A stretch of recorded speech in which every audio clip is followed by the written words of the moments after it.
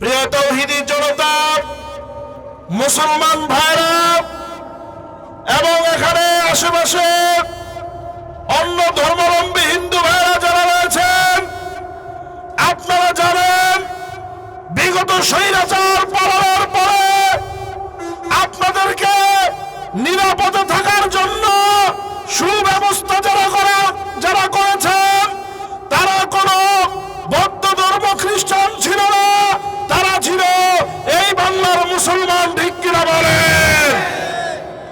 আজকে সেই মুসলমানদেরকে নিধন করার জন্য হিন্দু সংগঠন, ইসকন, জঙ্গি সংগঠন, সন্ত্রাসী সংগঠন, তাদের বক্তব্য হলো এই বাংলার জমিন থেকে নাকি তারা মুসলমান নিধন করতে চায়।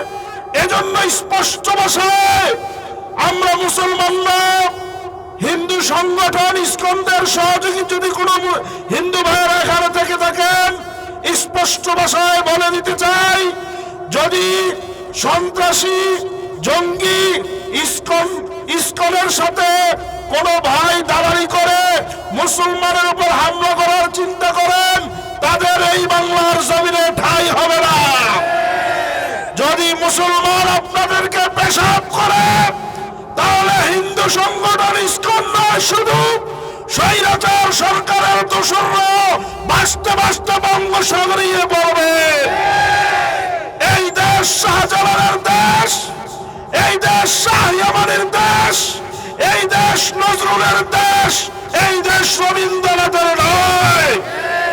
যদি কেউ রবীন্দ্রনাথের পক্ষ নিয়ে, ইসকনের পক্ষ নিয়ে, চিন্ময়ের পক্ষ নিয়ে, আমাদের বিগত সরকার স্বৈরাচারী সরকারের পক্ষ নিয়ে সোনার বাংলাদেশে, সোনার পরিবেশে মুসলমানদের ঐক্যের মধ্যে কোন রকম ফাটল ধরানোর চেষ্টা করেন, রাস্তার মধ্যে তাদেরকে ফেলে কুত্তার মতো পিঠানো হবে।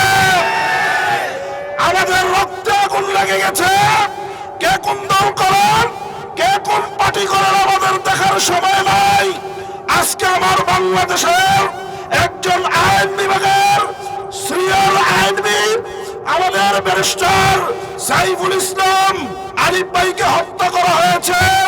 যতক্ষণ পর্যন্ত এই আরিফ ভাইয়ের হত্যার বিচার হবে না, ততক্ষণ পর্যন্ত বাংলার মুসলমান ঘরে ফিরে যাবে না। আপনারা যদি ভেবে থাকেন রয়ের সাহায্যে, ওই ভারত মোদী কোষের সাহায্যে বাংলাদেশে হাঙ্গামা দাঙ্গা বাবা যাবেন, তাহলে আপনারা বোকার স্বর্গে বসবাস করছেন। মনে রাখবেন, এটা মামুনুল হকের দেশ, এটা চরমনের দেশ, এটা আমিরের দেশ। এই দেশ মুসলমানের দেশ। এই দেশে স্বৈরাচারী কোন হাঙ্গামা দাঙ্গামা মুসলমান সহ্য করতে পারে না। নাসরুম মিনাল্লাহি ওয়া ফাতহুন করিম।